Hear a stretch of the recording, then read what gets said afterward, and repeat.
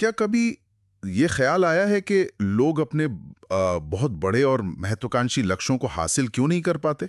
मतलब हम अक्सर सोचते हैं कि शायद इसका कारण बैंक बैलेंस की कमी है, या शायद या शायद किसी बहुत बड़ी यूनिवर्सिटी की डिग्री का ना होना है ना? बिल्कुल, हम हमेशा बाहरी दुनिया में कमियां ढूंढते हैं। लेकिन क्या हो अगर असली समस्या बाहरी दुनिया में हो ही ना? क्या हो अगर किसी इंसान के दिमाग के ऑपरेटिंग सिस्टम में ही कोई ऐसी करप्ट फाइल हो जो उसे आगे बढ़ने से रोक रही हो? आज की हमारी इस गहन चर्चा में, या कहें कि इस विस्तृत विश्लेषण में, हम ठीक इसी विचार को खंगालने वाले हैं। ये एक बहुत ही दिलचस्प और सोचने पर मजबूर करने वाला नजरिया है। देखिए, हम अक्सर समस्याओं का समाधान भौतिक दुनिया में खोजते हैं, जबकि असली कंट्रोल रूम कहीं और होता है। और जिस विषय पर हम आज चर्चा कर रहे हैं, वो इसी कंट्रोल रूम यानी हमारे दिमाग की कार्यप्रणाली पर आधारित है। ठीक है, आइए इसे समझते हैं। आज हम एक ऐसे फ्रेमवर्क की परतों को उधेड़ने वाले हैं जो कोई नया इंटरनेट ट्रेंड नहीं है, बल्कि लगभग 90 साल पुराना है। हम बात कर रहे हैं 1937 में प्रकाशित नेपोलियन हिल की विश्व प्रसिद्ध किताब थिंक एंड ग्रो रिच की। हाँ, और ये कोई रातों रात लिखा गया मोटिवेशनल लेख नहीं था। इसके पीछे थॉमस एडिसन, हेनरी फोर्ड और एंड्रू कार्नेगी जैसे उस दौर के सबसे सफल दिग्गजों के जीवन पर किया गया 20 से अधिक वर्षों का गहन शोध शामिल है। सही बात है। तो हमारी आज की इस चर्चा का मिशन ये समझना है कि कैसे हमारे विचार हमारी वास्तविकता को आकार देते हैं। और सबसे बड़ा सवाल ये है कि क्या एक सदी पुराने ये सिद्धांत आज की हमारी इस तेज तर्रार एआई और स्टार्टअप्स वाली दुनिया में टिक पाते हैं? टिकने की बात तो दूर, मेरी राय में ये आज और भी ज्यादा प्रासंगिक है। इस किताब की सबसे बड़ी खूबी यही है कि ये समय के साथ पुरानी नहीं हुई है। हिल का मुख्य प्रस्ताव ये था कि सफलता की शुरुआत किसी बिजनेस प्लान या एक्सेल शीट से नहीं होती। तो फिर कहां से होती है? ये विचारों और एक बहुत ही ज्वलंत इच्छा से शुरू होती है, जिसे वे बर्निंग डिजायर कहते हैं। अगर हम इस प्रक्रिया को समझें तो ये एक स्पष्ट श्रृंखला है। पहले विचार आते हैं, उन विचारों से एक गहरा विश्वास पैदा होता है, और वो विश्वास इंसान को काम करने के लिए प्रेरित करता है ना? बिल्कुल सही। वो विश्वास एक्शन को जन्म देता है, और वे एक्शंस ही अंततः परिणाम लाते हैं। लेकिन यहीं पे थोड़ा संशय पैदा होता है। मतलब जब कोई सुनता है कि विचार वास्तविकता बनाते हैं, तो ऐसा लगता है जैसे ये लॉ ऑफ अट्रैक्शन का कोई जादुई वर्जन है। हाँ, द सीक्रेट जैसी किताबों वाला कॉन्सेप्ट। हाँ, जहाँ बस सोफे पे बैठकर करोड़पति बनने का सपना देखा जाए, ब्रह्मांड में सकारात्मक ऊर्जा भेजी जाए, और एक दिन अचानक दरवाजे पर पैसों से भरा बैग मिल जाए। क्या ये इच्छा सिर्फ मन में ख्याली पुलाव पकाने तक सीमित है, या इसके पीछे कोई ठोस विज्ञान है? जो लोग इस किताब को बस ऊपरी तौर पर पढ़ते ना, वे अक्सर यही गलती करते हैं। देखिए, दिलचस्प बात यह है कि हिल का फोकस सिर्फ एक जगह बैठकर सोचने पर कभी नहीं था। अच्छा। उनका पूरा जोर फोकस थिंकिंग और परसिस्टेंट एक्शन यानी केंद्रित सोच और निरंतर कार्यवाही के संयोजन पर था। केवल ये कहना कि मुझे बहुत सारा पैसा चाहिए एक बेहद कमजोर और दिशाहीन इच्छा है। तो इसे एक मजबूत इच्छा में कैसे बदला जाए? इस इच्छा को एक ठोस हकीकत में बदलने के लिए हिल ने 6 बहुत ही सटीक और व्यावहारिक कदम बताए हैं। वे 6 कदम क्या है? क्योंकि मुझे लगता है कि यहीं पर वो सोफे पर बैठकर सोचने वाला भ्रम टूटना चाहिए। बिल्कुल टूटेगा। इन कदमों की शुरुआत बहुत ही बुनियादी चीज से होती है। पहला कदम है एक सटीक राशि या लक्ष्य तय करना। बहुत सारा पैसा दिमाग के लिए कोई स्पष्ट निर्देश नहीं है। तो मतलब एक एग्जैक्ट नंबर होना चाहिए। हाँ, और दूसरा कदम सबसे महत्वपूर्ण है, यह तय करना कि उस लक्ष्य को पाने के बदले में आप दुनिया को क्या देंगे। रुकिए, ये दूसरा कदम तो पूरी तरह से रातों रात अमीर बनने वाले मिथक को ही खत्म कर देता है। मतलब ये सिर्फ लेने के बारे में नहीं है, बल्कि वैल्यू या मूल्य प्रदान करने के बारे में है। एकदम सही पकड़ा आपने। बिना कुछ दिए कुछ भी हासिल नहीं किया जा सकता। यही वो बिंदु है जो इसे ख्याली पुलाव से अलग करता है। और तीसरा कदम क्या है? तीसरा कदम है एक निश्चित समय सीमा निर्धारित करना ताकि काम टलता ना रहे। चौथा है एक स्पष्ट योजना बनाना और उस पर तुरंत काम शुरू करना, चाहे इंसान पूरी तरह से तैयार महसूस करे या नहीं। हाँ, क्योंकि इंतजार करने से केवल प्रेरणा खत्म होती है। परफेक्शन का इंतजार करना तो एक जाल है। बिल्कुल। और पांचवा कदम है इन सभी चीजों का एक स्पष्ट लिखित विवरण बनाना। और छठा कदम, जो साइकोलॉजी के नजरिए से सबसे अहम है, वो क्या है? उस लिखित विवरण को दिन में कम से कम 2 बार पूरे विश्वास और भावनाओं के साथ जोर से पढ़ना। अच्छा, तो अगर इसे आज के संदर्भ में एक उदाहरण से समझें तो कोई व्यक्ति सिर्फ ये नहीं कहेगा कि मुझे अमीर बनना है। हाँ, वो क्या कहेगा? इसके बजाय वो कहेगा कि मैं 5 साल के भीतर एक सफल टेक स्टार्टअप बनाकर 1 करोड़ रुपए कमाऊंगा और इसके बदले में मैं छोटे व्यवसायों के लिए बेहतरीन सॉफ्टवेयर सेवाएं दूंगा। बेहतरीन उदाहरण है ये। देखिए, ये बहुत ही स्पष्ट है। जब स्पष्टता होती है तो भटकाव कम हो जाता है। जब लक्ष्य इतना स्पष्ट होता है तो दिमाग के पास काम करने के लिए एक सीधा ब्लूप्रिंट होता है। और यहीं से शायद किताब के अगले महत्वपूर्ण सिद्धांत जुड़ते हैं, फेथ यानी विश्वास और ऑटो सजेशन। बिल्कुल। एक बार जब वो ब्लूप्रिंट बन गया तो उस पर कायम रहने के लिए मन की प्रोग्रामिंग करनी पड़ती है। यहाँ ये वास्तव में बहुत दिलचस्प हो जाता है। क्या ये ऑटो सजेशन इंसान के दिमाग में एक नया ऑपरेटिंग सिस्टम इंस्टॉल करने जैसा है? आप इसे किस तरह से देखते हैं? मतलब जैसे कंप्यूटर में हम नई और साफ फाइलें डालते हैं ताकि पुरानी मैं ये नहीं कर सकता वाली करप्ट और वायरस वाली फाइलें डिलीट हो जाएं और नया सिस्टम सुचारू रूप से काम करने लगे। अगर हम इसे बड़ी तस्वीर से जोड़ें तो आपकी ऑपरेटिंग सिस्टम वाली एनालॉजी बहुत सटीक बैठती है। हमारा अवचेतन मन यानी सबकॉन्शियस माइंड दिन के 24 घंटे काम करता है। रात को सोते समय भी? हाँ, बिल्कुल। ये हमारी आदतों, हमारे आत्मविश्वास, हमारी रचनात्मकता और यहाँ तक कि हमारे अवचेतन फैसलों को भी कंट्रोल करता है। समस्या ये है कि ये मन अच्छे और बुरे में फर्क नहीं कर पाता। तो ये किस चीज पे प्रतिक्रिया करता है? ये केवल भावनाओं और दोहराव यानी रिपीटिशन पर प्रतिक्रिया करता है। तो जब कोई व्यक्ति रोजाना अपने लक्ष्य को जोर से पढ़ता है तो वो असल में अपने अवचेतन मन को एक नई सच्चाई स्वीकार करने के लिए मजबूर कर रहा होता है। ठीक यही होता है। जब कोई बार बार सकारात्मक विचारों को दोहराता है तो अवचेतन मन धीरे धीरे इसे सच मानने लगता है और उसी के अनुसार शरीर और दिमाग को ऊर्जा देता है। इसे मॉडर्न साइंस में हम न्यूरोप्लास्टिसिटी के रूप में देख सकते हैं। हाँ, जहां दिमाग खुद को रीवायर कर लेता है। बिल्कुल। जब हम एक ही विचार को बार बार सोचते हैं तो दिमाग में नए न्यूरल पाथवे बनने लगते हैं। इसके अलावा हमारे दिमाग में एक हिस्सा होता है जिसे रेटिकुलर एक्टिवेटिंग सिस्टम या RAS कहते हैं। ये रेटिकुलर एक्टिवेटिंग सिस्टम क्या है? ये कैसे काम करता है? इसे दिमाग के एक फिल्टर की तरह समझें। हर सेकंड हमारे आसपास लाखों सूचनाएं होती हैं, लेकिन हमारा दिमाग पागल ना हो जाए इसलिए ये फिल्टर केवल उन्हीं चीजों को हमारे ध्यान में लाता है जिन्हें हम महत्वपूर्ण मानते हैं। इसका कोई रोजमर्रा का उदाहरण है? हाँ, इसका सबसे आम उदाहरण है लाल कार वाला प्रभाव। मान लीजिए आपने एक नई लाल रंग की कार खरीदी।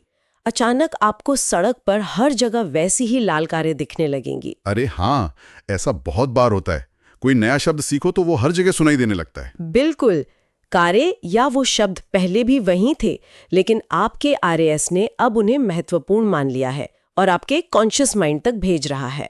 ओह, ये तो बहुत ही शानदार है। मतलब किताब का 12वां सिद्धांत जो कहता है कि दिमाग एक रेडियो ट्रांसमीटर और रिसीवर की तरह काम करता है, वो इसी वैज्ञानिक तथ्य की ओर इशारा कर रहा है। एकदम सही। अगर कोई इंसान अपने दिमाग को सकारात्मक लक्ष्य और महत्वाकांक्षा से फीड करता है तो उसका वो अंदरूनी फिल्टर या रिसीवर उन अवसरों, लोगों और समाधानों को पकड़ने लगता है जिन्हें वो पहले अनदेखा कर रहा था। देखिए, इस प्रक्रिया को समझे बिना केवल सिद्धांतों को पढ़ना अधूरा है। इंसान का माइंडसेट तय करता है कि वो किस तरह की फ्रीक्वेंसी पर ट्यून इन है। लेकिन एक प्रैक्टिकल बात करते हैं। केवल दिमाग के ऑपरेटिंग सिस्टम को अपडेट कर लेने और फ्रीक्वेंसी सेट कर लेने से कोई असली प्रोडक्ट या कंपनी तो नहीं बन जाती। बिल्कुल नहीं। दुनिया में वैल्यू क्रिएट करने के लिए जमीनी स्तर पर कौशल की आवश्यकता होती है, जो हमें किताब के अगले अहम हिस्से पर लाता है, यानी स्पेशलाइज्ड नॉलेज या विशेष ज्ञान। समाज अक्सर हमें यह विश्वास दिलाता है कि जो लोग सबसे ज्यादा पढ़ाई करते हैं वही सबसे ज्यादा सफल होते हैं। हाँ, ये एक बहुत बड़ी गलतफहमी है जिसे हिल ने तोड़ा है। उन्होंने साफ कहा कि केवल सामान्य ज्ञान या उच्च शिक्षा अपने आप में पैसा या सफलता आकर्षित नहीं करती। तो फिर असली चाबी क्या है? सफलता इस बात पर निर्भर नहीं करती कि कोई व्यक्ति कितना जानता है, बल्कि इस बात पर निर्भर करती है कि वो उस ज्ञान को कैसे व्यवस्थित करता है और कैसे लागू करता है। किसी का उदाहरण देकर समझाएंगे? जैसे हेनरी फोर्ड को ही ले लीजिए। उनके पास कोई बहुत बड़ी औपचारिक शिक्षा नहीं थी, लेकिन उनके पास ऑटोमोबाइल निर्माण का विशेष ज्ञान था और उन्हें पता था कि विशेषज्ञों की टीम का उपयोग कैसे करना है। समझ गया। और आज के दौर में ये विशेष ज्ञान सॉफ्टवेयर डेवलपमेंट, डिजिटल मार्केटिंग या एआई टूल्स में विशेषज्ञता हो सकती है। बिल्कुल। यानी हर चीज का थोड़ा थोड़ा ज्ञान होने से बेहतर है किसी एक चीज में गहरी महारत हासिल करना। और उस महारत को लागू करने के लिए जिस चीज की सबसे ज्यादा जरूरत होती है वो है कल्पना, यानी इमेजिनेशन। ये छठा सिद्धांत है। हिल ने कल्पना को 2 प्रकारों में बांटा है, क्रिएटिव और सिंथेटिक। इन दोनों में क्या फर्क है? क्रिएटिव कल्पना वो है जहां पूरी तरह से नए विचार जन्म लेते हैं, जैसे इंसान का पहली बार उड़ने का विचार या इंटरनेट का आविष्कार। और ये सिंथेटिक कल्पना क्या है? क्योंकि हर कोई तो एडिसन या राइट ब्रदर्स नहीं हो सकता जो बिल्कुल नई चीज का आविष्कार करे। देखिए, सिंथेटिक कल्पना असल में आधुनिक व्यापार की रीढ़ है। इसका अर्थ है पहले से मौजूद विचारों, अवधारणाओं या उपकरणों को मिलाकर कुछ नया और उपयोगी बनाना। अच्छा, मतलब कुछ भी शून्य से शुरू करने की जरूरत नहीं है। नहीं, बिल्कुल नहीं। उदाहरण के लिए उबर जैसी कंपनी को ही लें। उन्होंने न तो कोई नई कार का आविष्कार किया और न ही स्मार्टफोन या जीपीएस का। उन्होंने बस इन सबको जोड़ दिया। हाँ, उन्होंने पहले से मौजूद टैक्सियों, स्मार्टफोन ऐप और जीपीएस तकनीक को एक साथ जोड़ दिया और एक नया बिजनेस मॉडल बन गया। ये बहुत ही सटीक उदाहरण है। Amazon ने भी कुछ ऐसा ही किया। हाँ, उन्होंने इंटरनेट, वेयरहाउसिंग और कुरियर सेवाओं जैसी मौजूदा चीजों को मिलाकर एक ऐसा सिस्टम बना दिया जिसने दुनिया बदल दी। बिल्कुल सही। मतलब मौजूदा चीजों के सही और अनोखे संयोजन से ही सबसे बड़े व्यवसाय बनाए जा सकते हैं। हाँ, लेकिन इन बेहतरीन कल्पनाओं को जमीन पर उतारने के लिए एक बहुत ही ठोस चीज की आवश्यकता होती है, और वो है ऑर्गेनाइज्ड प्लानिंग या संगठित योजना, जो कि 7वां सिद्धांत है। जी। केवल सपने देखना या ज्ञान होना काफी नहीं है। उन लक्ष्यों को एक रणनीति में बदलना होगा।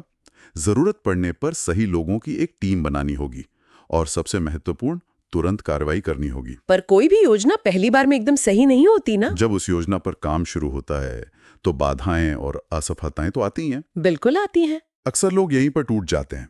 ये हमें किताब के 8वें और 9वें सिद्धांत की ओर ले जाता है, निर्णय और निरंतरता। हिल ने सफल और असफल लोगों के बीच निर्णय लेने की क्षमता में क्या अंतर बताया है? एक सफल व्यक्ति की पहचान ये है कि वो बहुत जल्दी और दृढ़ता से निर्णय लेता है, और अगर उन्हें बदलना भी पड़े तो वो बहुत सोच समझकर और धीरे धीरे उन्हें बदलता है। और असफल लोग? इसके विपरीत, जो लोग असफल होते हैं वे निर्णय लेने में बहुत टालमटोल करते हैं और दूसरों की राय सुनकर अपने फैसलों को तुरंत बदल देते हैं। टालमटोल या प्रोक्रेस्टिनेशन सफलता का सबसे बड़ा दुश्मन है। तो इस सब का क्या मतलब है? जब हम निरंतरता या डटे रहने की बात करते हैं तो अक्सर थॉमस एडिसन का उदाहरण दिया जाता है कि कैसे वे लाइट बल्ब का आविष्कार करने से पहले 10,000 बार असफल हुए थे। हाँ, ये एक बहुत ही क्लासिक उदाहरण है। लेकिन यहाँ एक प्रैक्टिकल सवाल उठता है। हम अक्सर सुनते हैं कि अगर कोई रणनीति काम नहीं कर रही है तो उसे छोड़ देना चाहिए। हम निरंतरता और एक बुरी योजना पर अड़े रहने के बीच का अंतर कैसे पहचानें? ये बहुत अच्छा सवाल है। क्योंकि अगर कोई इंसान एक सीमेंट की दीवार को गिराने के लिए उसे 10,000 बार धकेलने की कोशिश कर रहा है तो वो निरंतरता नहीं, बेवकूफी है। मैं समझ रही हूँ आप क्या कह रहे हैं। कई लोग इसी बिंदु पर उलझ जाते हैं। इसका जवाब हमें दीवार को धकेलने में नहीं, बल्कि किताब के 10वें सिद्धांत में मिलता है, जिसे मास्टरमाइंड प्रिंसिपल कहा गया है। ये मास्टरमाइंड प्रिंसिपल क्या है? हिल का मानना था कि कोई भी व्यक्ति अकेले सब कुछ नहीं जान सकता। जब एक समान लक्ष्य और विजन वाले 2 या 2 से अधिक लोग एक साथ जुड़ते हैं और पूर्ण सद्भाव के साथ काम करते हैं तो उनके सहयोग से एक तीसरा शक्तिशाली दिमाग उभरता है। तो क्या ये मास्टरमाइंड ग्रुप ही वो दर्पण है जो इंसान को बताता है कि कब डटे रहना है और कब अपनी योजना को बदलना है? बिल्कुल। आज के स्टार्टअप फाउंडर्स, सीईओ और सफल लीडर्स इसका बहुत उपयोग करते हैं। उनके पास सलाहकारों और समान विचारधारा वाले लोगों का एक समूह होता है जो उन्हें रियलिटी चेक देते हैं। हाँ, जब कोई व्यक्ति किसी समस्या में बहुत गहराई तक फंसा होता है तो वो ब्लाइंड स्पॉट्स का शिकार हो जाता है। एक अच्छी मास्टरमाइंड टीम निष्पक्ष होकर बताती है कि रणनीति काम क्यों नहीं कर रही है। अच्छा। वे सहयोग के माध्यम से बताते हैं कि कब योजना को पूरी तरह से बदलना है और कब ये मानकर डटे रहना है कि सफलता बस एक कदम दूर है। सहयोग से किसी एक व्यक्ति की बुद्धिमत्ता कई गुना बढ़ जाती है। ये एक बेहतरीन सुरक्षा कवच की तरह लगता है जो आपको बेवकूफ़ी भरी जिद और असली निरंतरता के बीच का फर्क समझाता है। अब इन सभी सिद्धांतों, इच्छा, विश्वास, ज्ञान, योजना और मास्टरमाइंड में महारत हासिल करने के बाद एक अंतिम चरण आता है। हाँ, 13वां सिद्धांत। इसे छठी इंद्रिय या द सिक्स्थ सेंस कहा गया है। ये शब्द सुनने में थोड़ा रहस्यमयी या जादुई लगता है। देखिए, ये कोई जादू नहीं है। हिल के अनुसार यह वह अंतर्ज्ञान या इंट्यूशन है जो तब विकसित होता है जब कोई व्यक्ति बाकी के 12 सिद्धांतों में पूरी तरह से पारंगत हो जाता है। मतलब ये अनुभव से आता है। बिल्कुल। जब कोई इंसान वर्षों तक एक विशेष क्षेत्र में गहरे फोकस और मास्टरमाइंड समूह के साथ काम करता है, तो उसका अवचेतन मन इतने सारे डेटा और अनुभवों को प्रोसेस कर चुका होता है कि वो पैटर्न पहचानने लगता है। मतलब बड़े फैसले लेने से पहले सफल उद्यमियों को जो अचानक गट फीलिंग आती है, वो हवा से नहीं आती। नहीं, बिल्कुल नहीं। वो उनके पिछले अनुभवों और अवचेतन मन की तीव्र प्रोसेसिंग का ही परिणाम होती है। ठीक यही बात है। यह वो अवस्था है जहां आपका दिमाग आपको आने वाले खतरों के प्रति सचेत कर सकता है या किसी बड़े अवसर के आने से पहले ही उसे भांप सकता है। ये सब बहुत प्रेरणादायक है, लेकिन यहां हमें थोड़ा रुककर एक आलोचनात्मक नजर भी डालनी होगी। हम 1937 में लिखी गई एक किताब का विश्लेषण कर रहे हैं, और किसी भी अच्छे विश्लेषण में उस काम की कमियों पर बात करना जरूरी है। हाँ, बिल्कुल। क्रिटिकल एनालिसिस बहुत जरूरी है। कुछ आलोचकों का मानना है कि ये किताब माइंडसेट पर इतना अधिक जोर देती है कि ये बाहरी और प्रणालीगत बाधाओं यानी सिस्टेमिक बैरियर्स को पूरी तरह से नजरअंदाज कर देती है। ये एक बहुत ही वैलिड पॉइंट है। और एक सवाल ये भी उठता है, ये क्या इसमें सर्वाइवरशिप बायस नहीं है? मतलब हम केवल उन चंद लोगों की कहानियां देख रहे हैं जिन्होंने सकारात्मक सोचा और सफल हो गए। उन हजारों लोगों का क्या जिन्होंने सकारात्मक सोचा, पूरी मेहनत की, लेकिन गरीबी, असमानता या खराब परिस्थितियों के कारण सफल नहीं हो पाए? क्या माइंडसेट से सच में हर तरह की सामाजिक और आर्थिक बाधाओं को तोड़ा जा सकता है? देखिए, ये एक बहुत ही महत्वपूर्ण प्रश्न उठाता है और इस पर एक संतुलित दृष्टिकोण रखना आवश्यक है। ये बिल्कुल सच है कि दुनिया में हर किसी की शुरुआत एक समान रेखा से नहीं होती। गहरी आर्थिक असमानताएं, शिक्षा तक पहुंच की कमी और प्रणालीगत बाधाएं एक कठोर वास्तविकता हैं। तो क्या किताब उन चीजों को इग्नोर करती है? एक तरह से हाँ। किताब पूरी तरह से मनोवैज्ञानिक दृष्टिकोण पर केंद्रित है और इन सामाजिक या आर्थिक जटिलताओं को संबोधित नहीं करती। ये कोई आर्थिक गारंटी नहीं है कि जो भी सकारात्मक सोचेगा वो अमीर बन ही जाएगा। तो फिर इन भारी आलोचना और कमियों के बावजूद ये किताब आज भी इतनी प्रासंगिक क्यों मानी जाती है? क्योंकि हमें इस किताब को एक जादुई छड़ी के रूप में नहीं, बल्कि एक मनोवैज्ञानिक उपकरण के रूप में देखना चाहिए। भले ही बाहरी दुनिया में कितनी भी असमानताएं और बाधाएं हों, सच ये है कि एक कमजोर, डरे हुए और दिशाहीन माइंडसेट के साथ उन वास्तविक बाधाओं को पार करना लगभग असंभव है। ये बात तो है।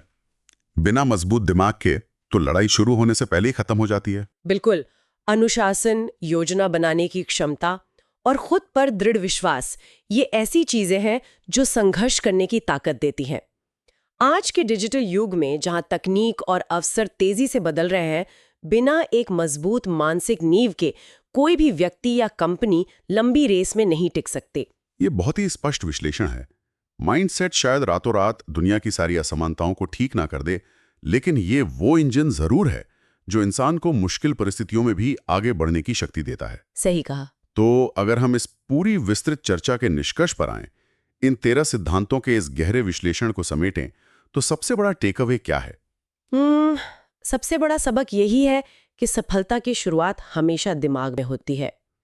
जब किसी इंसान के मानसिक शुरुआत को स्पष्ट लक्ष्यों, अटूट विश्वास, सही ज्ञान के निरंतर अनुप्रयोग और एक मजबूत मास्टरमाइंड समूह के साथ मिला दिया जाता है, तो किसी भी क्षेत्र में उस व्यक्ति के सफल होने की संभावना नाटकीय रूप से बढ़ जाती है। और ये समझना भी बहुत जरूरी है कि ये सिद्धांत सिर्फ कोई बड़ी टेक कंपनी या स्टार्टअप बनाने तक सीमित नहीं है ना? बिल्कुल नहीं।